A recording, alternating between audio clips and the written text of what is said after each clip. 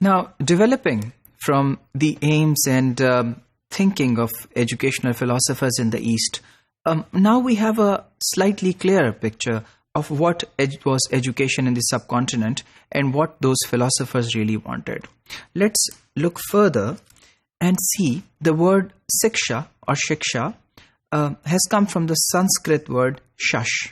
اب یہ جو ہندی میں شکشا جسے کہا جاتا ہے، جس کو سکھانے کا عمل کہا جاتا ہے، یہ سنسکرت زبان جو کہ ایک اینشنٹ لینگویج ہے، یعنی ہندو مت میں اور ہندو مت سے پہلے بھی جو سنسکرت تھی، اس زبان میں جو کتب لکھی گئیں، یہ ہزاروں سال سے ایک ہزاروں سال پرانی قدیم زبان ہے جو کہ بر صغیر میں ایگزسٹ کرتی ہے. اور اس میں جو یہ ورڈ شکشا ہے اور شش سے آیا، اور شش کے مطلب ہے to discipline, to control, to order, to direct, to rule. Now, looking at it, it's very different from the West. We don't see the kind of democratic values which are inculcated in West. Rather, we see disciplining, controlling, ordering, and directing, and ruling.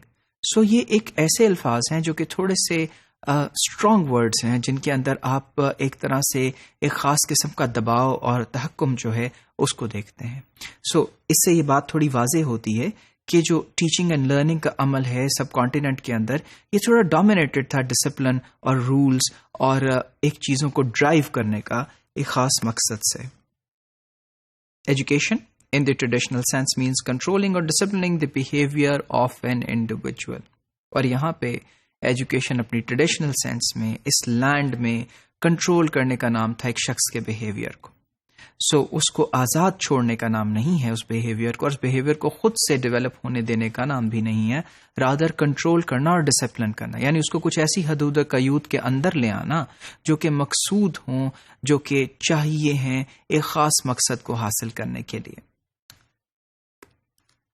اور یہاں پہ education کو جب define کیا گیا تو اس میں ایک ڈفرنس ہے ایسٹ اور ویسٹ میں، اور وہ اس وجہ سے ہے کہ جو ویوز ہیں about the aims of life are different. یعنی زندگی گزارنے کے اور زندگی میں جس چیز کو آپ حاصل کرنا چاہتے ہیں اس کے بارے میں جو ایمز ہیں، اس کے بارے میں جو اصول ہیں، اس کے بارے میں جو ڈرائیو ہے وہ بالکل مختلف ہے ویسٹ سے. اب وہ ڈرائیو کیا ہے؟ وہ یہ ہے کہ وہ اس طرح سے بیسڈ ہے کہ اگر ہم دیکھیں ویسٹ کو اور اینشنٹ گریس کو تو وہاں پلیٹو اور ایرسٹوٹل زمانہ قدیم سے ان کی کوشش یہ تھی کہ وہ ایرسٹوکریسی کو جو کہ آلریڈی پریولیجڈ کلاس ہے اس کو تعلیم سے جو ہے آراستہ کرے اور ان کو علم میسر کرے. سو ہم یہ دیکھتے ہیں کہ اشرافیہ، وہ طبقہ جو کہ آلریڈی کسی نہ کسی طرح امپاورڈ ہے، اس کو مزید امپاور کرنے کے لیے ایجوکیشن اور ایجوکیشنل جو عوامل ہیں ان کے اوپر زور دیا جاتا ہے. اور اس طرح سے کہ ان لوگوں کو، انہی لوگوں کو یہ دیا جا رہا ہے جن کو آلریڈی لیجر بھی ہے، اور وہ لوگ ہیں جو کہ روزمرہ کی زندگی گزارنے سے اتنے کنسرن نہیں ہیں.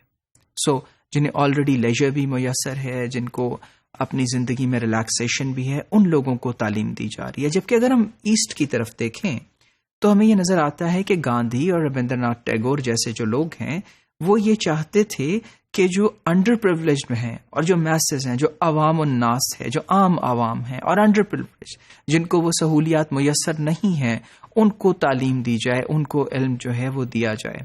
سو یہاں ہم ایک پروگریسو قسم کی موومنٹ دیکھتے ہیں جو کہ ایمفسائز کر رہی ہے لوگوں کو امپاور کرنے اور عام لوگوں کو امپاور کرنے.